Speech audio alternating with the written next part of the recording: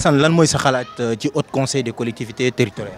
haut conseil bi moom wax fa dëgg yàlla amulul benn njëriñ société bi fa dëgg yàlla institution boo xamante ni sénégalais yi xamuñu ko kenn xamu ko tey jii boo rombaasoon fii 2 personnes boo leen laajee dañ leen naan loolu xamuñu ko mosuñu ko dégg. C'est une structure qui conseille le président de la République en matière de décentralisation. Donc c'est une structure consultative qui fait des études, qui soumet les études au président de la République, des études conseils en matière de décentralisation en général ou en tout cas suivant les besoins du président en matière d'études conseils.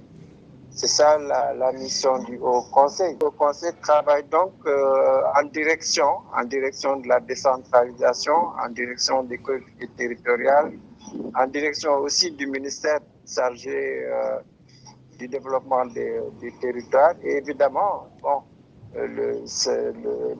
elle a pour fonction aussi de conseiller le président de la République dans sa mission de gestion, de gouvernance politique. loolu idée bu baax la comme que dañ ko créé pour revoir les problèmes de la cité. gis naa ne loolu initiative bu baax la mais si kaw ñu gars yi di wàcc sur le terrain xool population bi lu ñuy jànkanteel ñu jàppal leen si lu bëri. Dakar tey boo génnee xool koñ yi foo jaar doo mën jàll parce que fii yëpp a inondé ndax taw bi mais xaalis boobu mën nañu ko génnee def ko si affaire yi quoi. man su ma sañoon daal franchement ñu supprimer ko jël xaalis boobu noonu am na si leneen lu mu xaj nawet baa ngi nii gis ngeen barki Dembo Ndiaye xam nga mbënd bi sonal na askan bi dund bi cher na. ñu jël xaalis boobu noonu am na leneen lu ko gën a yelloo quoi. Mais bien sûr c'est une structure budgétivore en ce sens que c'est une structure qui n'a pas vraiment d'identité. Vous avez un ministère qui s'occupe de la décentralisation. Vous avez les collectivités territoriales qui s'occupent de décentralisation. Vous avez le président qui a l'administration territoriale à sa disposition, notamment avec le ministère de l'Intérieur. Donc vous avez énormément de structures qui s'occupent de décentralisation et d'accompagnement des collectivités territoriales. Une telle structure, elle est une structure de trop. Et en plus, maintenant, il faut payer ses conseillers, il faut donner un budget de fonctionnement. Ça alourdit les dépenses de l'État. On pouvait mieux avoir une approche pour accompagner la décentralisation.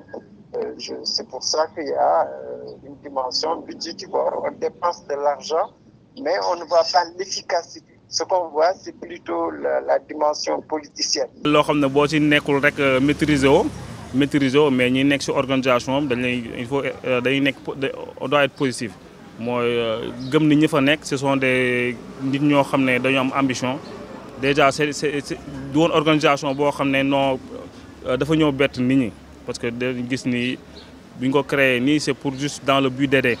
xam nga am loo xam ne boo si nekkul rek da ngay ŋaññi te xamoo mais boo nekkee si ak gars yi nii ñoom ñoo la mën a expliquer carrément seen liggéey. dégg naa budget bi 8 milliards la te 8 milliards amul benn njëriñ fa dëgg yàlla nañ ko dugal foo xamante ni population bi dina si sentir boppam man loolu laa gis. tey jii boo doxantu woon jaaxa jaa ngi nii mbënd bi sonal nañu tali baa ngi nii kenn mënu fi jaar bu tawee dañuy sonn am na xaalis bi wax fa dëgg yàlla am na feneen fu mu gën a xaj. On recase des élus locaux.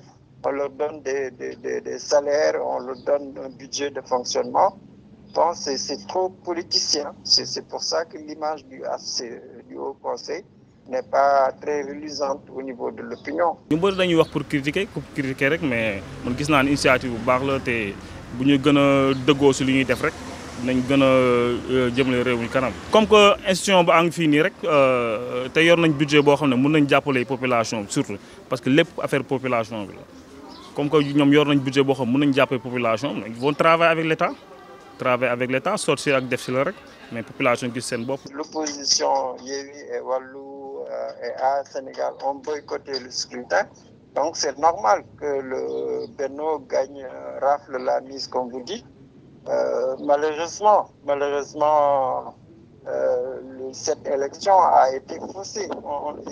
Je pense que le pouvoir et l'opposition auraient dû s'entendre pour discuter à fond sur quelle doit être la place du Haut Conseil, comment il faut réformer le Haut Conseil. C'est par ça qu'il fallait commencer.